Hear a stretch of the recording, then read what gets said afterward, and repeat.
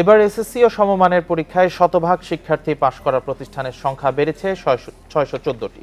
এর মধ্যে ধারাবাহিকভাবে ভালো করার প্রতিষ্ঠান যেমন আছে, তেমনি আছে প্রত্যন্ত এলাকার প্রতিষ্ঠানও।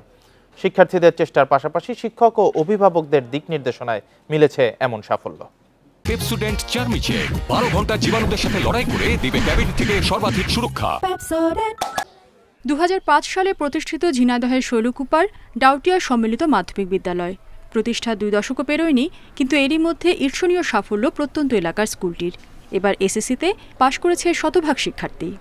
শিক্ষকরা মনিটরিং করছে, প্লাস কোচিং সেন্টার করছি, তাদের প্রতিনিয়ত পরীক্ষা নিয়েছি, পরীক্ষার রেজাল্ট অভিভাবকদের জানাইছি, অভিভাবকরা তাদের মতামত দিয়েছে, তার বিনিময়ে আজকে আমরা শতভাগ উত্তীর্ণ হতে পেরেছি। অনেক নামকরা শিক্ষা প্রতিষ্ঠানকেও পেছনে ফেলেছে দিনাজপুরের চিরিবন্দ সিটি রেসিডেন্সিয়াল মডেল স্কুল। এবার এসএসসিতে জিপিএ 5 পেয়েছে শতভাগ শিক্ষার্থী। আমরা 110 জনের মধ্যে 110 জনই শতভাগ জিপিএ 5 অর্জনে সক্ষম হয়েছি। এসএসসির ফল প্রকাশের পর বাদ ভাঙা উচ্ছ্বাস দেখা গেছে নরসিংদী নাসিমা কাদির মোল্লা হাই স্কুল অ্যান্ড হোমসে।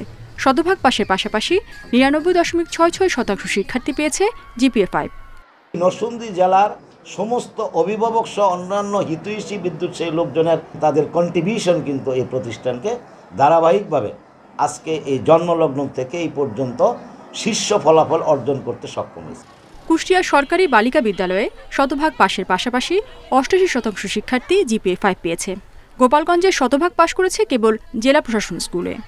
নিবিড় তত্ত্বাবধানে তাদেরকে সবাইকে আলাদাভাবে শিক্ষকদের তত্ত্বাবধানে বাসায় গিয়ে তাদের পড়ানো হয়েছে, যার ফলে এই ফলাফল অর্জিত হয়েছে।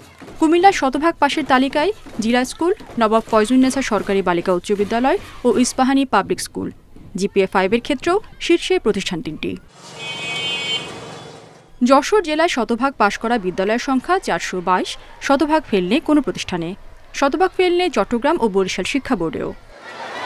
রেশমি নন্দী, ইন্ডিপেন্ডেন্ট নিউজ।